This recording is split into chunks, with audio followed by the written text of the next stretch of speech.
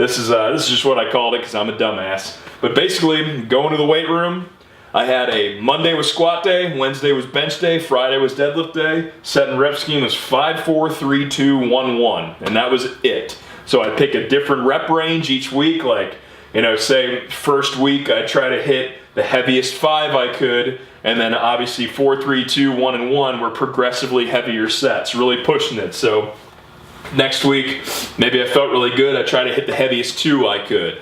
So 5, 4, 3. 2 at like a 10 RPE if we're using an RPE scale, 1, 1. It doesn't matter if it's 5 more pounds. Just the only requirements of the program were pick your reps that you want to be the heaviest, and then the following sets had to be heavier. They have to be. You have to do them and they have to be heavier.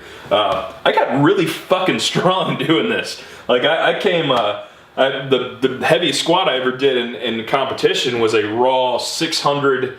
It was 666.9 squat as a junior, and then just still, you know, I'm still in this my body is fucked era of my life where took a helmet in the back.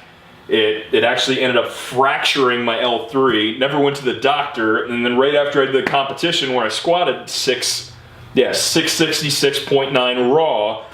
Doing a rack pull, and I just avulsion fractured the rest of that broken piece of my L3 off, and I couldn't fucking walk for 2 weeks. So anyway, so that, I mean, just really stupid, basic, like dumbass program. I got really, like I said, I got really strong doing that. But so anyway, graduated undergraduate degree here, 2007 to 2013. Went back to school for my master's degree in this time period. Got to be a graduate assistant strength and conditioning coach at a pretty solid sports school. I mean, every single of the 20 plus varsity teams are in the top 20 in the NCAA every year. It's pretty awesome to be a part of something like that. But anyway, just went straight west side, went into it full bore. Higher learning, got into my graduate program, won a gold fucking medal during this time as a raw lifter doing west side. I'm sure that's gonna piss the internet off. And this is, by the end of 2013, I was having some issues with my hips. Just thought it was like some tendonitis, stupid soreness, like wasn't really paying attention to it too much. But then when I got into the daily undulating periodization with Dr. Mike Zordis in 2014, it really just lit up, and I was having some really big problems with this sports hernia stuff that is pretty rare for, you know, just not a really high velocity, lots of change of direction sport like powerlifting, and it just yeah, basically this is the not listening to my body period of time here.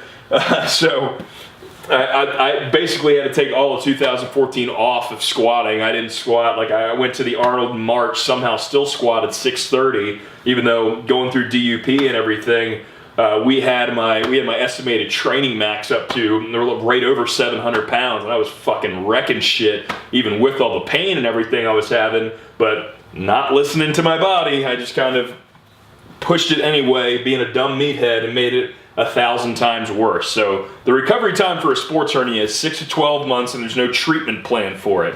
It took all of that 12 months for me to feel even remotely good enough to, you know, stand up in the morning without pain. It was pretty brutal, but, you know, it's finally getting better. Squats have been solid the last couple of weeks here. I hit the most I've ever done for a double. I did 655 for 2.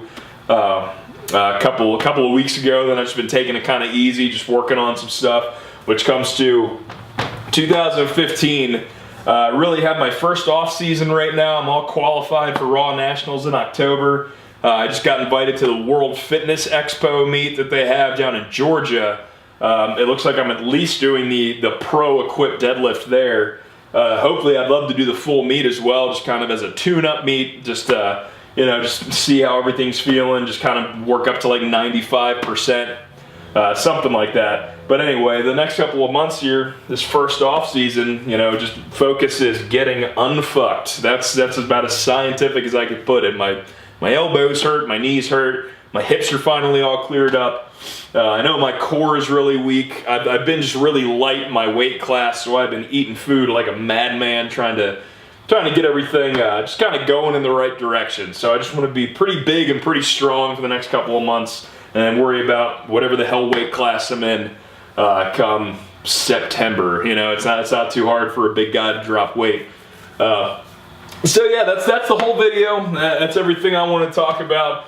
Just like, you read too much shit on the internet, you go on too many forums, people start talking about genetics and stuff like that. Well, you know, this time period here, won a gold fucking medal, deadlifted 815 pounds in a competition. You know, and you know, people just see that stuff and like, oh, what a genetic freak, like, oh, long arms, you know, short torso, built for deadlifting. Well, look at all this other shit that had to happen. Like, that's here, this is everything else. You know, you're telling me, you know, genetics doesn't have a timeline, but your training experience sure as shit does. And improving is a direct, it's a direct result of one fucking equation. It is work plus time, and that is literally all that matters. So, you know, genetic ceilings and genetic potential, or, you know, whatever the hell dumb shit people talk about on the internet, that 99% of the time they suck, so they're not really worth listening to anyway. It's just not, it's not even worth it. I mean, look at this. So, I mean, I was really trying to think about this when I asked this question for this video. And, you know, several questions about just what training programs I've followed. As you can see, other than Westside and DUP, nothing has a label, and everything was done for about at least 6 years before I changed it to something else. So, you know, work plus time, that's really about it. But so, I mean, by the time so right here, this is when I went to a gym and started technically lifting a weight.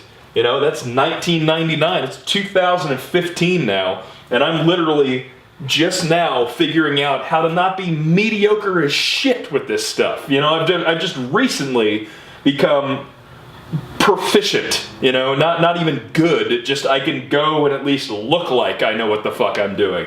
So anyway, moral of the story is just, you know, work plus time. Do a lot of work, dedicate a lot of time, and you'll get better at damn near anything you do in your whole entire life. All that matters is the time and the work you put into it. And, you know, I don't give a shit what anybody says. There's nothing, you know, genetics is where you start. Genetics is your starting point. Like, say the first time you do a bench press, you bench 315. Like, holy shit, my genetics are fucking amazing. Like, I didn't start doing that until 4 years after I learned what a bench press was. You know, that's not very good genetics in the scheme of things. You know, genetics is where you start, work and time is where you finish. You know, the shit isn't complicated. And I can't even count how many times you see some new video for some new powerlifting phenom that does 2 competitions, and then, you know, the brightest star burns out the fastest and you never fucking hear from him again. So anyway, I know me personally, I'd rather be around a lot longer. I'd rather be getting stronger over a longer period of time. Then I'm going to outlast everybody else. And I'm just going to do it by training smarter. You know, this work plus time plus books read. That's how you beat people who are better than you. But anyway, yeah, that's about it. I just wanted to do a cool little video, and it ended up being a lot longer than I thought it was going to be. I like going on little rants and shit, if you haven't noticed already. So yeah, thanks for watching. Have a good one.